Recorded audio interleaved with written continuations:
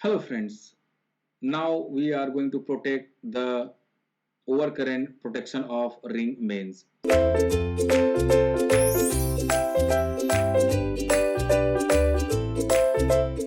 So what is basically ring mains?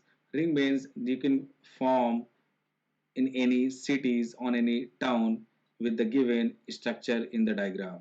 So when we will start this relay, so one relay will put here, one relay will put here, one relay will put here, one relay will put here, one relay will be here, one relay will be here. The relays will be like this. Now I am nominating this relay. I am nominating relay. So let us assume this is R1. This is R1 and this is R3. So this is R1, this is R3, this is R5, this is R7. If this is R2, this is R4, this is R6 and this is R8. So these are the direct relays. This R1 and R2 will be non-directional relay because the relay near the generator will be directional or non-directional. There will be no effect. So this R1 and R2 will be non-directional relay, and this all the relays which are attached at load buses. So this will be the directional relay, and the direction of the relay will be outward. So all the relay direction is outward from the bus. So this will look like this. So what happened if the fault occur here? So the fault occur here, basically the current will flow in two direction. One in this direction, see guys carefully. Once in this direction will flow like this, and once in this direction will flow. Once in this direction will flow this direction. So you can see clearly that in first this direction R2, R4, R6, because if the current is flowing like this, so this R7 will not operate, this R5 will not operate. During this R2 the current is flowing like this R2, R4 and R6. So first we will discuss about the time multiplier setting. So if we are discussing about the time multiplier setting, then we can say this is R1, and after this is R3, this is R5 and this is R7. So this is R7 which have the time multiplier setting correspondingly 0 0.1, 0 0.3, 0 0.5, 0 0.7.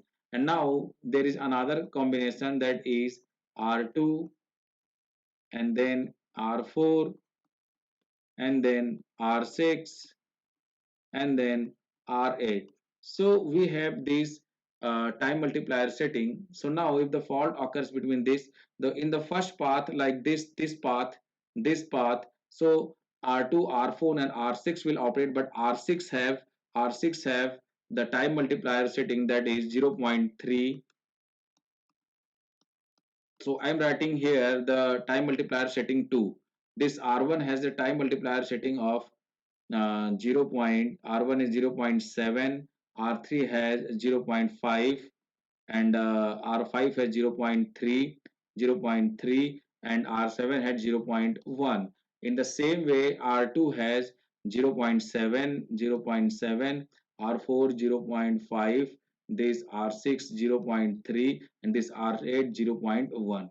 So this is all the time multiplier setting. So now we will treat if the fault is flowing in this direction basically. So R2, R4 and R6, in between these three relays one will operate. So R6 have the minimum time multiplier setting. This R6 will operate in this direction, and for the this direction correspondingly the R1 and R3 can operate. So R3 has the minimum time multiplier setting of 0.5 comparison to 0.7. So this R3 will operate. So now R6 and R3 will operate correspondingly,